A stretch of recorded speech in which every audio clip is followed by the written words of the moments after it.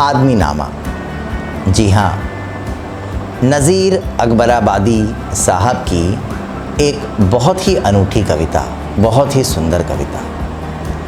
और नज़ीर अकबराबादी साहब जन जन के कवि हैं। साधारण व्यक्ति किस तरह से अपने व्यवसाय, घर परिवार और समाज की परेशानियां झेलता है, इसकी झलक नज़ीर अकबराबादी जी की कविता में देखने को मिलती है। आदमी नामा भी नज़ीर साहब की एक ऐसी ही कृति है। जी हाँ, नज़ीर साहब ने आदमी नामा कविता में प्रकृति के अति महत्वपूर्ण घटक यानी कि मनुष्य और मनुष्य की असलियत, उनकी कमियां और उनके गुणों को सरल एवं प्रांजल शब्दों में व्यक्त किया है। और तो और देखने वाली बात यह है कि एक स्थायी पंक्ति सो है वह भी आदमी के दोहराव से कविता में अनूठी लयात्मकता और ज्ञात्मकता आ गई है। अर्थात कविता को एक नई लय मिली है, एक सुंदरता मिली है। प्रथम पद्यांश में कवि नज़ीर अकबराबादी जी ने आदमी के भिन्न भिन्न रंग रूपों पर प्रकाश डालते हुए कहा है कि इस दुनिया में नाना प्रकार के आदमी हैं, तरह तरह के आदमी हैं। जो दुनिया का बादशाह बना बैठा है वह भी एक आदमी है, वह दुनिया भर की धन दौलत का अधिकारी है। दूसरी तरफ जो बिल्कुल गरीब, भिखारी, असहाय हैं वह भी आदमी हैं। जिसके पास धन दौलत है वह भी आदमी है। जो बिल्कुल ही कमज़ोर हैं, उनकी काया बहुत ही कृश है, कृश काया है, वह भी एक आदमी है। जो प्रतिदिन स्वादिष्ट भोजन खाता है वह भी एक आदमी है। और जो रोटी के टुकड़ों को चबा रहा है वह भी एक आदमी है। तो कवि नज़ीर अकबराबादी ने जन जीवन की विभिन्न दशाओं का विश्लेषण किया है।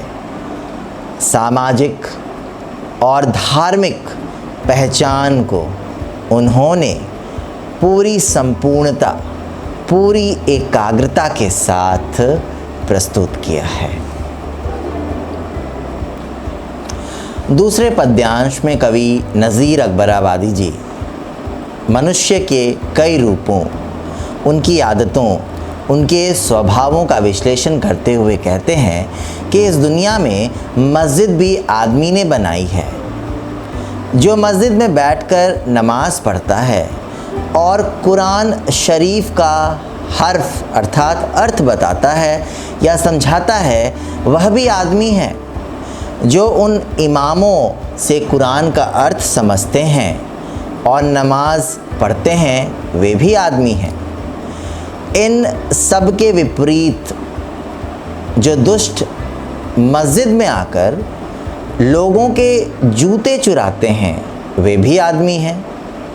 दूसरी तरफ देखा जाए तो जो लोग ऐसे चोरों पर नज़र रखते हैं, वे भी आदमी हैं।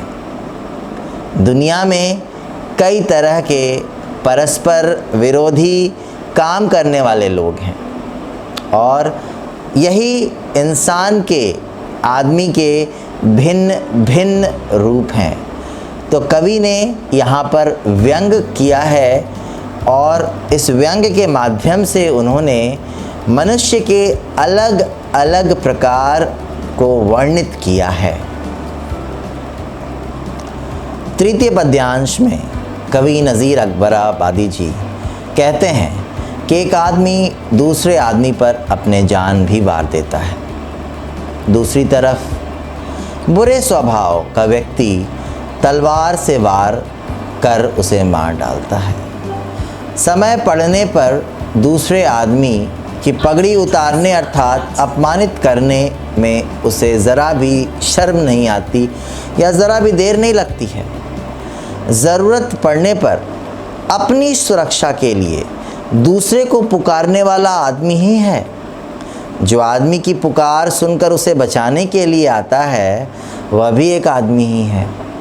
तो आदमी के अलग अलग रूप हैं, भिन्न भिन्न प्रकार के रूप हैं, नाना प्रकार के रूप हैं। उसके जीवन की बदलती परिस्थितियाँ उसे भिन्न भिन्न भूमिका में लाकर खड़ा कर देती है। तो कवि ने मनुष्य के परस्पर विरोधी रूप दिखाकर एक अनूठा प्रभाव उत्पन्न किया है। अंतिम पद्यांश यानी कि चतुर्थ पद्यांश में कवि कर्मों के आधार पर समाज में आदमी का चित्र प्रस्तुत करते हैं। आदमी भला काम करके भला इंसान कहलाता है और आदमी ही दूसरों को परेशान करके अपशब्द सुनने का भागी भी बनता है। आदमी ही राजा बनकर न्याय कराता है और आदमी ही वज़ीर बनकर राजा को सही गलत से परिचित भी कराता है। आदमी ही अपने अच्छे कर्मों या व्यवहारों के द्वारा किसी को अपनी ओर आकर्षित करता है और लोगों के बीच लोकप्रिय भी बनता है। आदमी ही अपने दुष्ट व्यवहारों के कारण लोगों के बीच निंदा का पात्र भी बनता है। आदमी ही भक्त बनकर ईश्वर की स्तुति भी करता है और आदमी ही सूफी बनकर या धर्मगुरु बनकर ईश्वर तक पहुंचने का मार्ग भी दिखाता है। आदमी ही अपने कार्यों तथा व्यवहारों और विचारों के द्वारा समाज में एक आदर्श प्रस्तुत करता है और दूसरों के लिए मार्गदर्शक या प्रेरणा का स्रोत भी बनता है। वहीं दूसरी ओर आदमी ही अपने बड़े कर्मों के कारण समाज में बुराई के रूप में अपनी अलग पहचान बनाता है। इसी प्रकार इस दुनिया में अपने भाग्य, परिश्रम और प्रवृत्तियों के आधार पर मनुष्य कई प्रकार के पाए जाते हैं, लेकिन आदमी के स्तर पर सभी एक जैसे होते हैं। कहने का तात्पर्य यह है कि आदमी की रचना एक जैसी होती है, परंतु कार्यों तथा व्यवहारों में से समाज में इंसान अपनी एक अलग पहचान बनाता है। धन्यवाद।